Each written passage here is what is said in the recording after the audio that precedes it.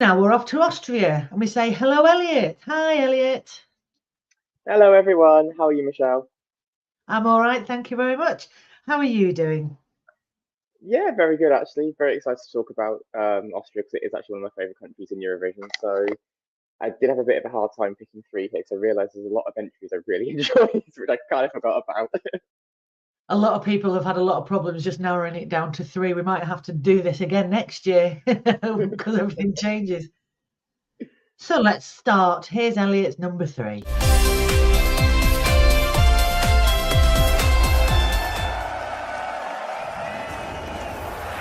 Quand tu chantes, oui moi je chante aussi. Si tu t'élances, je suis un pays loin d'ici, à la recherche du paradis. On chante dans un pays loin d'ici, à la recherche du paradis. Un pays loin d'ici, à la recherche du paradis. Dans un pays loin d'ici, on chante et on danse et on rit, on s'élance, réunis dans un pays loin d'ici, à la recherche du paradis. On danse, loin d'ici.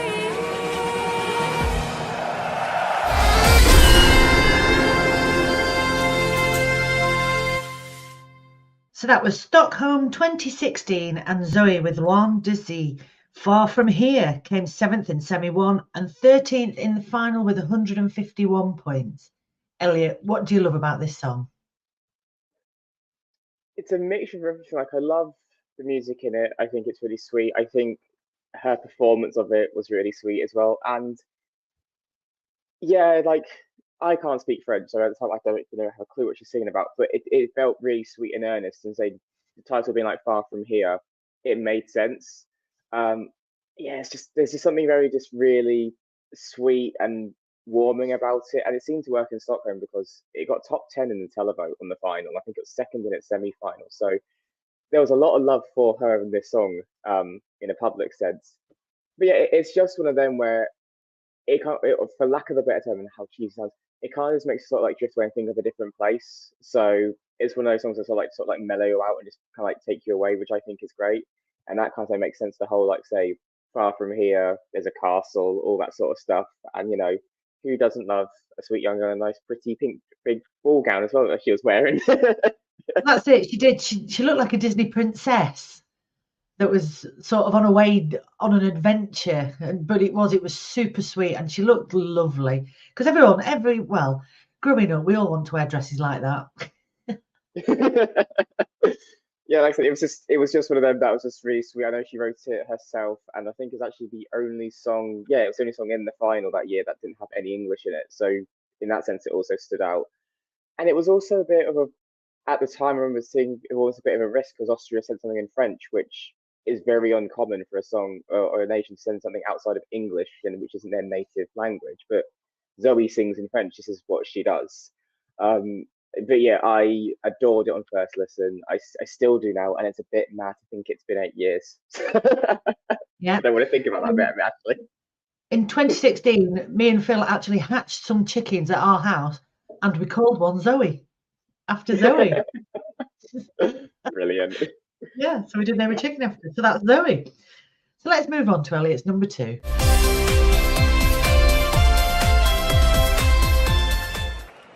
It's been a long time running, cause I had some things to see. I had to meet some people who were there to believe in me. I'm living it up.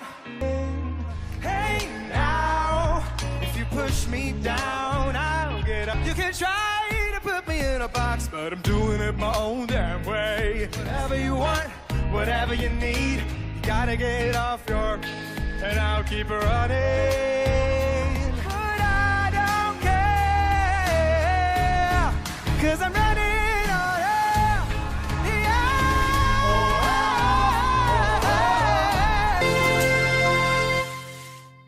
there we have it. That's 2017 from Kyiv.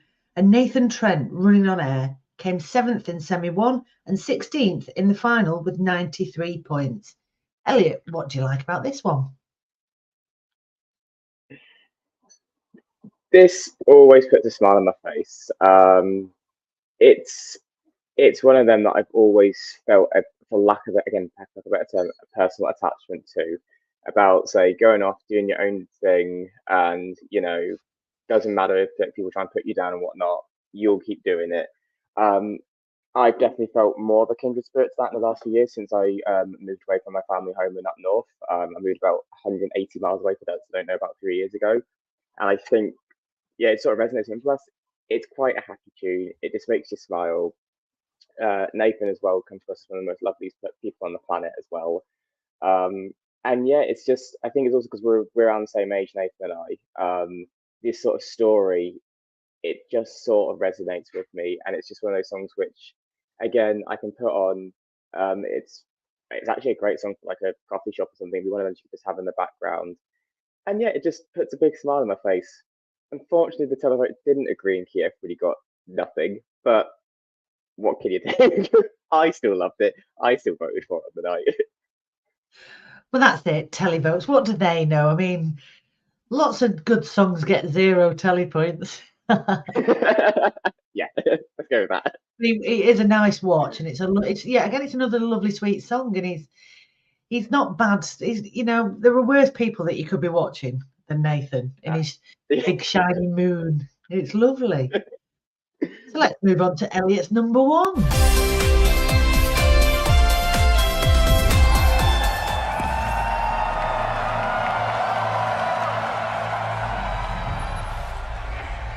Oh my God, you're such a good writer. It's not me, it's Edgar.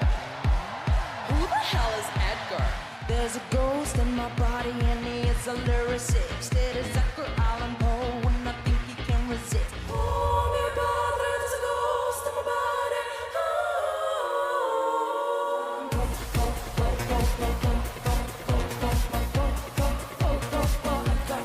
I'll call you now, so you're about to be a star.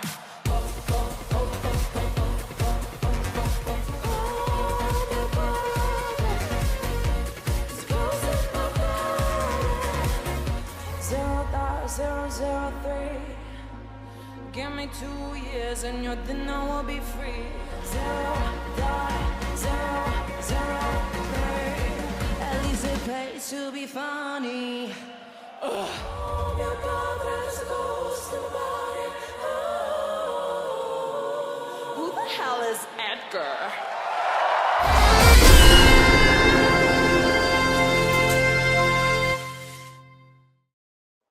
So that's 2023, Liverpool, Taya and Selena. Who the hell is Edgar? Came 2nd in the semi-2 and 15th in the final with 120 points. Tell us what you love about this one, Elliot. I mean, what's not to love about this song? It's catchy, it's camp, it's silly. There is a message which isn't even hidden, but it's one of them where if you don't catch it, there's still the fun song element around it, and if you do catch it, you get the deeper meaning of it. This from first listen just had me absolutely hooked. I love them. I love these as an artist. It's actually got me hooked on Taya's music. She's done a lot since Eurovision, and it's all phenomenal. I was also very fortunate to meet them in Liverpool, and they're both 2 of the sweetest women ever. Yeah, this song is just fantastic. It's not just the song; it's also the whole dynamic of the black and the white and everything like that, and just something that sounds. And when often we say marked as a joke in Eurovision, so ridiculous, is actually a very clean, polished piece of music, and say it was my favorite last year. Everyone who knows me knows how much I love that song and still do. And yet it's just an incredible song. And it's one of them which I can't give a full reason why, because it's just like, it's just fantastic. I just love it. It's just, from the moment I first heard it, I was like, yeah, I absolutely love this. And it has a serious message. It's how little they get paid from streaming services, which is 0.003. So you have to sell 1 million records to get your gas station champagne. You think that's it? It's a lot in it for gas. Do gas stations sell champagne? I don't know. I only ever buy red, so I don't know. Maybe in Switzerland. We'll find out. Yeah, maybe. Yeah. We'll have to drive through Austria and find out. They might have their own brand by then. You never know. So there we have it. That's Austria. We will see Elliot later on in the alphabet. But for now, thanks, Elliot. Bye. Bye.